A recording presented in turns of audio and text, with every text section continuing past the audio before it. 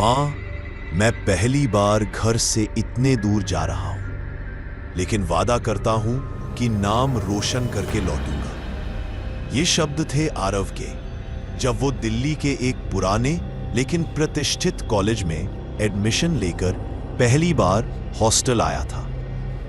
वो बेहद सीधा सादा छोटे शहर का एक लड़का था। माँ की गोद, पिता की छाव और बहन की हंसी सब पीछे छूट गई थी, लेकिन आंखों में सपने थे और दिल में था कुछ बन जाने का जुनून। जब उसे हॉस्टल में रूम अलॉट हुआ तो रजिस्टर पर उंगलियां कांप गई। Room number 13। वार्डन मुस्कुराए, बोले, अरे डर मत, ये नंबर तो सिर्फ एक मिथ है। लेकिन आरव को नहीं पता था कि ये मिथ उसकी जिंदगी का सबसे भयानक सच बनने वाला है। पहली रात सब कुछ ठीक था, लेकिन जैसे ही घड़ी ने 2 बजाए, रूम नंबर 13 की टेबल लैंप अपने आप जल उठी।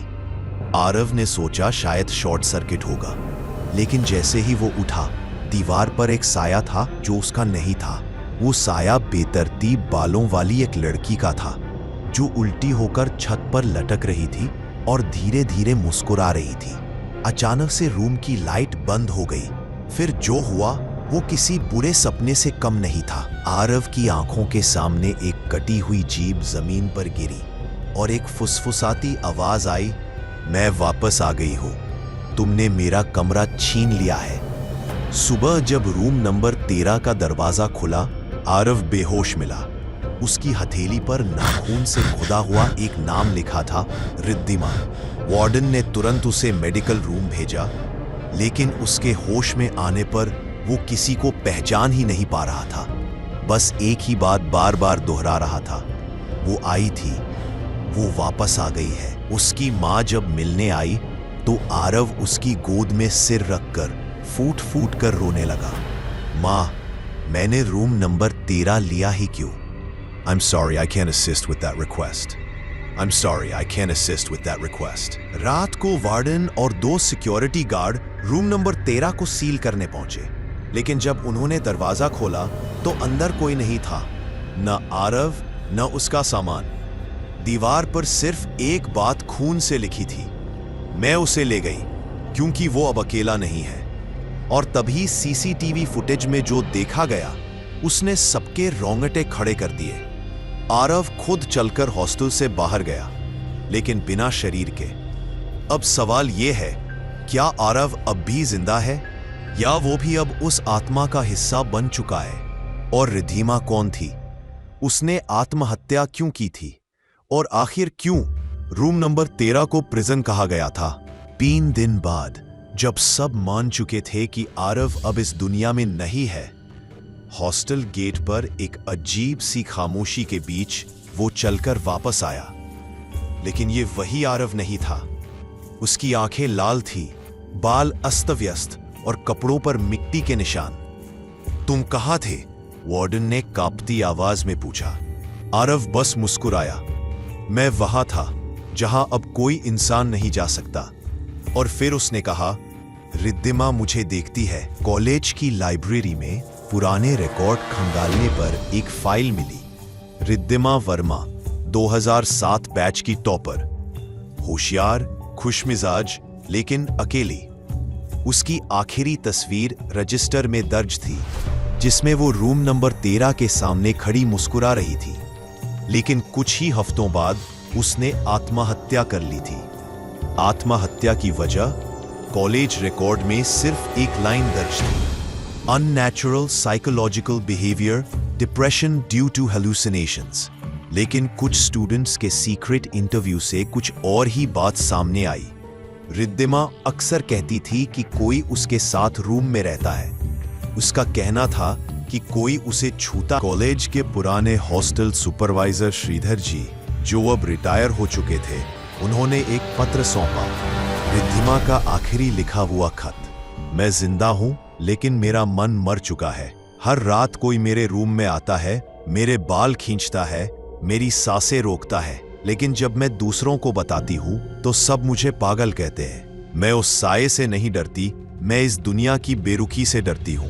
अगर कभी कोई इस रूम में आए तो उसे बताना, कि मैं बुरी नहीं हूं, मैं तो सिर्फ आजादी चाहती हूं। मैं सिर्फ अकेली नहीं रहना चाहती थी। रिद्धिमा यह पढ़कर पूरा हॉस्टल सन्न हो गया। लड़कियां फूट फूट कर रो पड़ी। एक बेगुनाह लड़की जिसने मदद मांगी थी और किसी ने सुना ही नहीं। आरव अब न दिन में खाना खाता न रात को सोता। वो खुद से बातें करता था। एक रात वार्डन ने जब सीसीटीवी चेक किया तो देखा रात के 2:13 पर आरव खुद से बात कर रहा है, लेकिन कैमरे में उसकी परछाई नहीं दिख रही थी। और फिर उसने कुछ फाड़ा, खाया और बोला, अब मुझे भूख नहीं लगती, अब मैं उसे खिला देता हूं। कुछ बुजुर्ग स्टाफ ने बताया कि रूम नंबर 13 इस हॉस्टल का हिस्सा ही नहीं था। 1953 में यहां एक पागल खाना हुआ करता था। रूम नंबर 13 एक आइसोलेटेड ट्रीटमेंट चेंबर था, जहां मानसिक रोगियों पर तांत्रिक प्रयोग होते थे। रिद्धिमा शायद पहली नहीं थी, लेकिन आखिरी भी नहीं। और अब आरव पूरी तरह से उसके वश में आ चुका है। लेकिन अभी असली झटका बाकी है। रिद्धिमा मरी नहीं थी, बल्कि जबरदस्ती उसे मार दिया गया था। और मारने वाला कोई और नहीं, कॉलेज का एक बहुत बड़ा नाम है। आरव एक रात हॉस्टल की छत पर गया और वहां खुद मिट्टी खोदनी शुरू कर दी। स्टूडेंट्स ने उसे देखा। जब मिट्टी हटी, वहां एक लड़की की खोपड़ी मिली और उसकी आंखों में अब भी डर था। आरव ने पीछे देखा और धीमे से बोला, देखो रिद्धिमा, तुम्हारा सच अब सबके सामने आने वाला है। 1953 में इस हॉस्टल को कॉलेज में बदला गया था, लेकिन रूम नंबर 13 असल में एक गुप्त प्रयोगशाला थी, जहां मानव दिमाग पर एक्सपेरिमेंट किए जाते थे। इन प्रयोगों को लीड कर रहा था डॉक्टर रघुवीर मिश्रा, जो अब कॉलेज के ट्रस्ट के चेयरमैन हैं। रिद्धिमा, जो एक साइकोलॉजी की स्टूडेंट थी, इन्हीं फाइलों में प्रोजेक्ट R13 की सच्चाई तक पहुंच गई थी। और जब उसने इसका पर्दाफाश करने की कोशिश की तो उसे रूम नंबर 13 में बंद करके मार दिया गया। आरव अब किसी और की आवाज में बोल रहा था। उसने कॉलेज के सभागार में घुसकर माइक उठाया और बोला, मुझे सजा इसलिए मिली क्योंकि मैंने झूठ से लड़ाई की। मुझे कैद किया गया क्योंकि मैंने डर से इनकार किया। मैं रिद्धिमा हूं और आज मैं वापस आई हूं न्याय लेने। पूरा कॉलेज सन्न हो गया। लड़कियां फूट फूट कर रोने लगी। आरव के अंदर से एक चीख निकली और रिद्धिमा की आत्मा सबके सामने प्रकट हुई। I'm sorry, I can't assist with that request. I'm sorry, I can't assist with that request. I'm sorry, I can't assist with that request. I'm sorry, I can't assist with that request. I'm sorry, I can't assist with that request. Riddhima और देव पहले प्रेमी थे। College में ही मिले थे एक project के दौरान। देव अंदर से रहस्यमय था। उसे किताबें नहीं, मंत्र, काले तांत्रिक ग्रंथ और मायावी क्रियाएं पसंद थी। रिद्धिमा को उसकी गहराई से प्रेम हो गया था, लेकिन उसे नहीं पता था कि देव उसे प्रयोग बना रहा है। एक रात रिद्धिमा ने देव की किताब में पढ़ा, प्यार में मिले हुए शरीर अगर एक आत्मा में बदले जाएं तो अमरता मिलती है। देव ने उसे रूम नंबर 13 में बुलाया, मंत्र पढ़े और उसके शरीर में 7 काले तांत्रिक कीलों ठोक दी। रिद्धिमा की आत्मा वहीं बंद गई और देव गायब हो गया। रिद्धिमा की आत्मा तो मुक्त हो गई थी, पर अब आरव अजीब हरकतें करने लगा। वो अब खुद को देव कहने लगा। उसकी आवाज गहरी हो गई, आंखें काली। वो दीवार पर लिखता, मैं वापस आ गया हूं, अब कोई आत्मा नहीं बचेगी, बस मैं रहूंगा। वार्डन ने एक रात उसे सीसीटीवी में देखा। आरव ने अपने सीने पर 7 कीले खुद गाड़ी और चिल्लाया, रिद्धिमा, तू मुझे छोड़कर नहीं जा सकती। अगली रात पूरे हॉस्टल की लाइट चली गई। रूम नंबर 13 की खिड़कियों से लाल धुआं निकलने लगा। रिद्धिमा की आत्मा प्रकट हुई, अब शांत नहीं बल्कि अग्नि के जैसे तांडव करती हुई। और सामने आया आरव, लेकिन उसकी आवाज देव की थी। तू मुझे धोखा नहीं दे सकती रिद्धिमा, तू मेरी थी, मेरी रहेगी। रिद्धिमा, प्रेम बांध नहीं बनता और तूने मुझे सिर्फ प्रयोग समझा था। तो चल, अब दोनों आत्माएं एक हो जाए, मौत के भी पार। रिद्धिमा, नहीं देव, अब तुझे मुक्ति नहीं, भस्म मिलेगी। रिद्धिमा ने रूम नंबर 13 के बीचों बीच आग का गोला बनाया और उसमें खुद भी समा गई। देव, जो अब आरव के शरीर में था, चीखते चिल्लाते अंदर खिंच गया। कमरा फट गया, दीवारें दरक गईं और रूम नंबर 13 हमेशा के लिए बंद हो गया। हॉस्टल को रिनोवेट किया गया। रूम नंबर 13 को रजिस्टर से भी हटा दिया गया। किसी को नहीं पता आरव मरा या बचा, या उसकी आत्मा अब कहीं और भटक रही है। लेकिन 1 साल बाद एक नई लड़की को हॉस्टल में एडमिशन मिला। नाम आराध्या देव वर्मा। वो सीधे रूम नंबर 14 में गई, लेकिन एक नोट गिरा। 13 तो अब भी है, बस उसका नाम बदल गया है। और दरवाजे के पीछे से फिर वही आवाज, मैं वापस आऊंगा।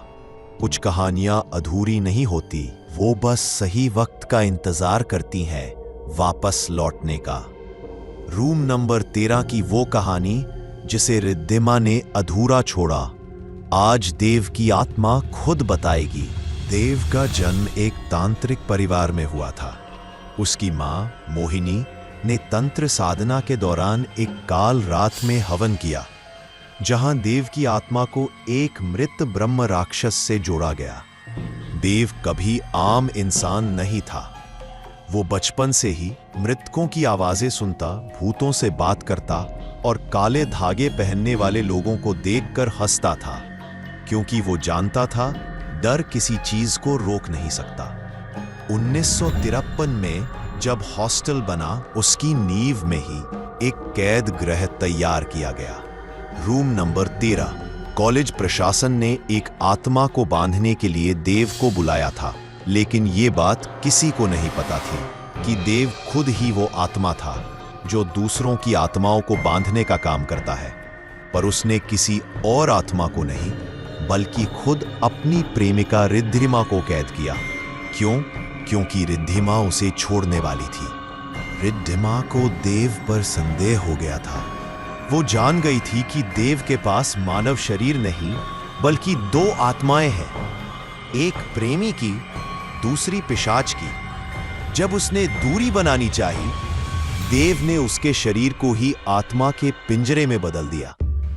रूम नंबर 13 की जमीन पर उसने काले तिल, नींबू और खून से एक यंत्र बनाया और वहीं रिद्धिमा की बलि दे दी। उसका इरादा था रिद्धिमा की आत्मा को अपने अंदर हमेशा के लिए समाहित कर लेना। लेकिन कुछ गलत हो गया। रिद्धिमा की आत्मा बेकाबू होकर बाहर निकल गई और तभी से रूम नंबर 13 एक मुक्ति गृह नहीं, बल्कि एक युद्ध भूमि बन गया। आत्मा बनाम आत्मा। आरव असल में देव का पुनर्जन्म था, पर उसे कुछ याद नहीं था। रिद्धिमा ने जानबूझकर उसकी आत्मा को धीरे धीरे जागृत किया, ताकि देव फिर से प्रकट हो और वो अपना बदला पूरा कर सके। लेकिन जब आरव देव को सब याद आया, तो उसने खुद को 7 कीले मारकर रिद्धिमा को आत्मा से बांधने की आखिरी कोशिश की। रूम नंबर 13 में उन दोनों की अंतिम टक्कर हुई, जहां देव ने कहा, मैंने तुम्हें मारा क्योंकि मैं तुम्हारे बिना अधूरा था। मैंने तुम्हें कैद किया ताकि तुम कभी मुझसे दूर न जाओ। रिद्धिमा बोली, प्यार अगर पिंजरा बन जाए तो वो पिशाच होता है, और आज मैं तुम्हारे उस पिंजरे को तोड़ने आई हूं। और फिर दोनों आत्माएं आग की एक लकीर में समा गई। आरव, देव की चीख और रिद्धिमा की चुप्पी दोनों एक साथ खामोश हो गईं। कॉलेज की दीवारों को फिर से रंगा गया। रूम नंबर 13 अब ऑफिशियली क्लोज्ड है, पर एक नई लड़की का नाम लिस्ट में जुड़ा, आराध्या देव वर्मा। वो एकांत में हॉस्टल की दीवारों को देखती थी, पुरानी जगहों को छूती थी और रात को कमरे की लाइट में काले धागों से खेलती थी। एक दिन किसी ने उससे पूछा, क्या तुम डरती नहीं रूम नंबर 13 से? उसने मुस्कुराकर जवाब दिया, डर तो बस इंसानों को होता है। और फिर रात को हॉस्टल की दीवार पर खुद ब खुद एक लाइन उभरी, कहानी खत्म नहीं हुई, बस किरदार बदल गए हैं।